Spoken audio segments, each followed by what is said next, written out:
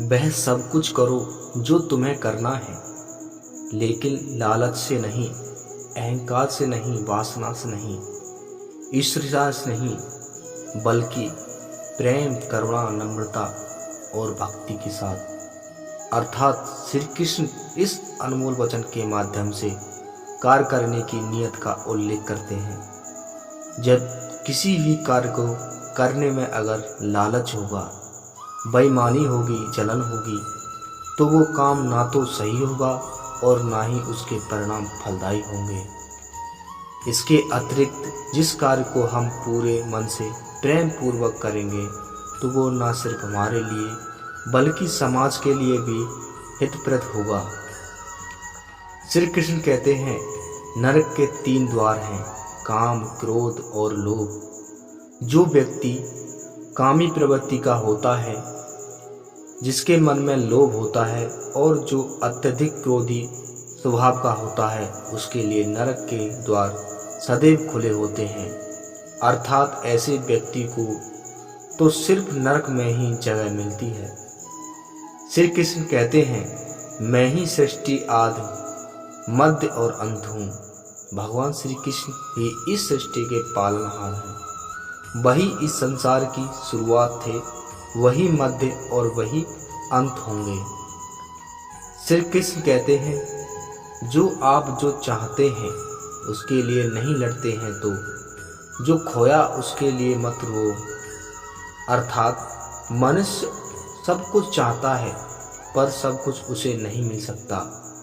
आपको जो मिला नहीं उसके लिए पछतावा मत करो, और जो आपसे खो गया, जो आपसे अलग हो गया, उसके लिए निराश भी मत हो। श्री कृष्ण कहते हैं, मैं सभी प्राणियों के हृदय में स्थित आत्मा हूँ। मैं सभी प्राणियों का आदि, मध्य और अंत भी हूँ। श्री कृष्ण कहते हैं, हर व्यक्ति श्री कृष्ण से जुड़ा है और श्री कृष्ण हर व्यक्ति से जुड़े हैं। वही हमारे आदि, मध्य और अंत हैं। श्री कृष्ण कहते हैं, ठंड या गर्मी या सुख या दर्द अनुभव करें, ये अनुभव क्षण भर वे आते और जाते हैं, उन्हें धैर्यपूर्वक सहन करें। अर्थात समय एक सा नहीं रहता। आज दुख है तो कल सुख भी आएंगे, और सुख के बाद दुख भी आना स्वाभाविक है। आपको पूरे धैर्य और श्री कृष्ण पर विश्वास के साथ अपना जीवन निर्वाह करना चाहिए। श्री कृष्ण कहते हैं, सत्य कभी नष्ट नहीं हो सकता। अच्छा करने से नहीं डरना चाहिए। अर्थात जो लोग अक्सर सच कहने से बचते हैं या डरते हैं, पर सत्य कभी छुपा नहीं सकता और ना ही कभी मिट सकता। कितना भी छुपा लें, पर सच तो उजागर हो ही जाता है। इसलिए जो बात सच पर आधारित हो, उसे करना या कहना और मानने से कभी नहीं डरना चाहिए। श्री कृष्ण कहते हैं, इस शरीर का मोह मत करो।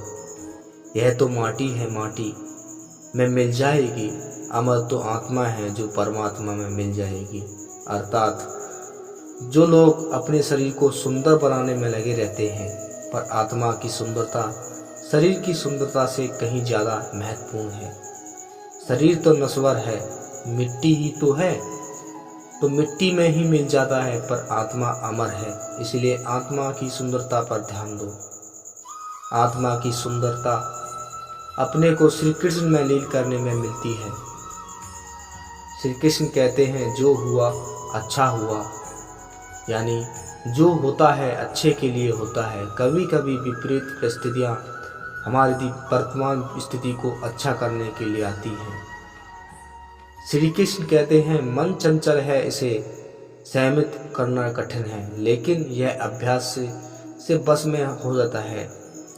यानी मन चंचल होता है, यह इधर उधर भागता है और किसी भी कार्य की एकाग्रता का दुश्मन है। लेकिन यदि यह व्यक्ति के बस में हो जाए, तो इससे अच्छा कोई मित्र नहीं। मन को एकाग्र करना जरूरी है, बस थोड़े से प्रयास और अभ्यास की जरूरत है। श्री कृष्ण कहते हैं, मेरे लिए ना कोई घृणित है और ना ही कोई प्रिय। ना कोई निर्धन और ना ही कोई धनी, बस जो भक्ति भाव के साथ मुझे याद करते हैं, मैं उनका हूँ और वो मेरे। अर्थात श्री कृष्ण उन्हीं के हैं जो श्री कृष्ण के हैं। भगवान तो बस प्रेम, भक्ति और भूखे हुए हैं। जो भी उनकी भक्ति में लीन होता है, जो भी प्रेम से उन्हें याद करता है, वो सदैव उसका कल्याण करते हैं। श्री कृष्ण कहते हैं, मैं हमेशा तुम्हारे साथ और तुम्हारे आसपास रहता, चाहे तुम कुछ भी कर रहे हो। अर्थात जब भी आप कोई बुरा कार्य करते हो या अच्छा कार्य करते हो, आपको लगता है कि कोई नहीं देख रहा, तो यहाँ श्री कृष्ण कहते हैं कि जो कुछ भी कर रहे हो, मेरी दृष्टि सदैव तुम पर है। इसलिए आप यह मत समझो कि आप अकेले हैं, आपके साथ श्री कृष्ण सदैव रहते हैं। श्री कृष्ण कहते हैं, जो हुआ कुछ हुआ अच्छे के लिए हुआ, जो हो रहा है अच्छे के लिए हो रहा है, जो होगा वह भी अच्छे के लिए ही होगा। अर्थात जो कुछ हुआ अच्छे के लिए हुआ, जो हो रहा अच्छे के लिए हो रहा है, और जो होगा भी अच्छे के लिए होगा। तो सकारात्मक रहो और अपना कार्य करो। श्री कृष्ण कहते हैं, आप वही हैं जिसमें आप विश्वास करते हैं, आप वह बन जाते हैं जो आप मानते हैं कि आप बन सकते हैं।